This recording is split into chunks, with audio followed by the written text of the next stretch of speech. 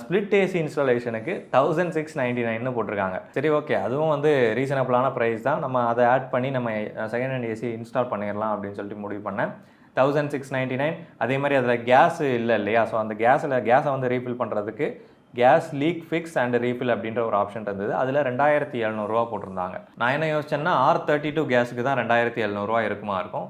Normal கேஸுக்கு வந்து R22 அந்த மாதிரி கேஸஸ்க்கு வந்து ப்ரைஸிங் கம்மியாக தான் இருக்கும் அப்படின்ற ஐடியாவில் நான் இதை செலக்ட் பண்ணலை. வர்றவர்கிட்ட கேட்டுக்கலாம் அப்படின்னு சொல்லி முடிவு பண்ணிட்டு இந்த ஆர்டரை வந்து நான் ப்ளேஸ் பண்ணிட்டேன். அதுவும் பேயும் பண்ணிட்டேன் ஃபுல்லாக. ஸோ அப்போ டெக்னீஷியன் அண்ணன் வந்து வந்தார். அப்போ அவர்கிட்ட சொல்கிறேன், இந்த மாதிரி செகண்ட் ஹேண்ட் ஏசி இன்ஸ்டால் பண்ணணும் அண்ட் கேஸு போயிருக்கும், கேஸும் ரீஃபில் பண்ணணும், இந்த மாதிரி இஷ்யூஸ் இருக்குது, நீங்கள் பார்த்து பண்ணி தரணும் அப்படின்னு சொல்கிறப்போ ஓடிபி சொல்லுங்கன்னு ஒரு 4-5 தடவை சொல்லியிருப்பார்.